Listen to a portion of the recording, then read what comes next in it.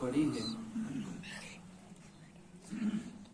اللہ پاک اپنے قرآن کریم میں فرماتے ہیں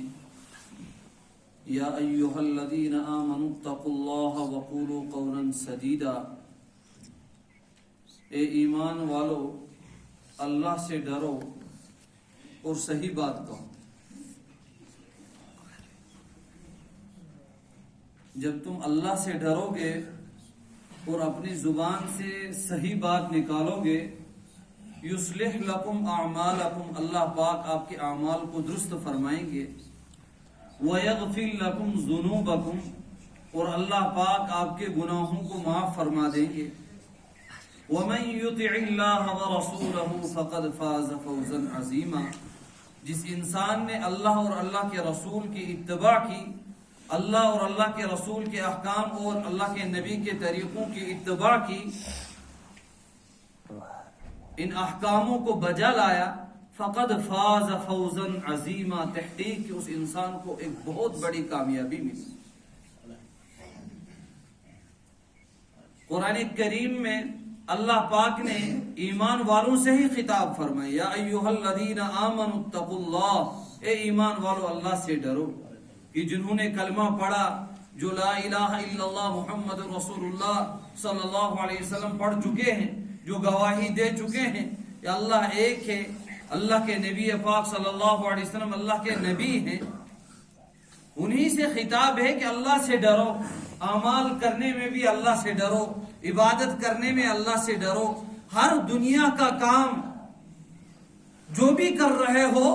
اس کام میں اللہ سے ڈرو، اور اللہ پاک تمہارے اعمال کو بھی درست کر لیں گے اور تمہاری غلطیوں کو بھی معاف فرمائیں گے۔ اسی وجہ سے انسان کو اللہ پاک نے زبان دی ہے، دوسری جگہ قرآن کریم میں فرمایا اللہ پاک نے، یا ایھا الذین آمنوا لم تقولون ما لا تفعلون، اے ایمان والو تم ایسی بات کیوں کہتے ہو جو تم کرتے نہیں۔ کہ ایمان والا وہ ہے کہ اس کی زبان سے کوئی گندی بات نہ نکلے، کہ ایمان والا وہ ہے کہ اس کی زبان کسی برے کلام میں، برے اخلاق میں مبتلا نہ ہو، وہ ایمان والا ہے۔ تو قرآن کریم لم تقولون ما لا تفعلون، تم ایسے کام کیوں کرتے ہو؟ انسان کو اپنی زبان کو ہمیشہ صحیح استعمال کرنا چاہیے، کہ یہ زبان اللہ پاک کی طرف سے ایک بہت بڑی نعمت ہے۔ اسی زبان پر کل قیامت کے دن مہر لگ جائے گی۔ جو آج انسان زبان سے جھوٹ بولتا ہے، جو انسان غیبتیں کرتا ہے، جو انسان دوسرے کہاں کرتوت کرتا ہے، تو اسی زبان پر کل قیامت کے دن مہر لگے گی، اور اس زبان کی جو گویا جو بول رہی ہے یہ زبان، یہ اس کی طاقت چھین لی جائے گی۔ تو میرے بھائیوں، بزرگوں، دوستوں، عظیم نعمت ایک انسان کو اللہ کی نعمتوں میں سے زبان ہے، اس زبان کا صحیح استعمال کرنا ہے۔ اسی زبان سے انسان کلمہ کہہ کر جنت میں داخل ہوتا ہے، اور اسی زبان سے کلمہ کفر کہہ کر انسان جہنم میں چلا جاتا ہے۔ اسی وجہ سے حدیث پاک کے اندر آیا ہے کہ یہ بدن کے جتنے بھی اعضاء ہیں، یہ تمام اعضاء صبح کو اس زبان سے کہتے ہیں کہ اللہ کے لیے پورے دن صحیح طریقے سے چلنا، کہ کوئی ایسی بات زبان سے اپنی طاقت سے نہ نکالنا کہ جس کی بنا پر ہمیں پھر تکلیف اٹھانی پڑے، ہمیں پھر مشکلات اٹھانی پڑے، کہ انسان گالی دے گا زبان سے تو بدن کا ہر حصہ، کسی وقت پھر پٹائی پڑتی ہے، کسی وقت پھر دوسری مشکلاتیں آتی ہیں۔ اللہ حفاظت فرمائے، انسان نے زبان سے کلمہ کفر کہہ لیا تو انسان کا بدن جہنم میں جلے گا، تو غلطی سب سے پہلے زبان نے کی ہوگی۔ لہذا انسان کو اللہ پاک نے جو زبان دی ہے، تو اللہ پاک نے فرمایا وَقُولُوا قَوْلًا سَدِيدًا، کہ صحیح بات کہا کرو، یُصْلِحْ لَكُمْ أَعْمَالَكُمْ، اللہ پاک اس سے تمہارے اعمال کو درست فرمائیں گے، اور بڑی بات وَيَغْفِرْ لَكُمْ ذُنُوبَكُمْ، اور اللہ پاک تمہارے گناہوں کو معاف فرما دے گا۔ انسان عبادت کرتا ہے، انسان تہجد پڑھتا ہے، قرآن کریم کی تلاوت کرتا ہے، نوافل پڑھتا ہے، سب کو خیرات نکالتا ہے، اور اس کی یہی تمنا ہوتی ہے کہ کاش میرا رب مجھ سے راضی ہو جائے، اور کاش میں کل قیامت کی اپنے گناہوں کے بدولت نہ پکڑا جاؤں۔ تو اللہ پاک نے فرمایا جب تو اپنی زبان درست رکھے گا، جب تو اپنی زبان سے صحیح بولے گا، تو اللہ پاک تیرے اعمال کو بھی درست کرے گا اور تیرے گناہوں کو بھی معاف کرے گا۔ وَيَغْفِرْ لَكُمْ ذُنُوبَكُمْ، اور آگے فرمایا وَمَنْ يُطِعِ اللَّهَ وَرَسُولَهُ، جو اللہ اور اللہ کے رسول کی اطاعت کرتا ہے، اللہ کے احکاموں کی پابندی کرتا ہے، اللہ کے رسول کے طریقوں کو اپناتا ہے، اللہ پاک کہتے ہیں فَقَدْ فَازَ فَوْزًا عَظِيمًا، کامیاب تو یہی انسان ہے۔ اسی وجہ سے قرآن کریم میں اللہ پاک نے ایک جگہ فرمایا مَنْ عَمِلَ صَالِحًا مِّن ذَكَرٍ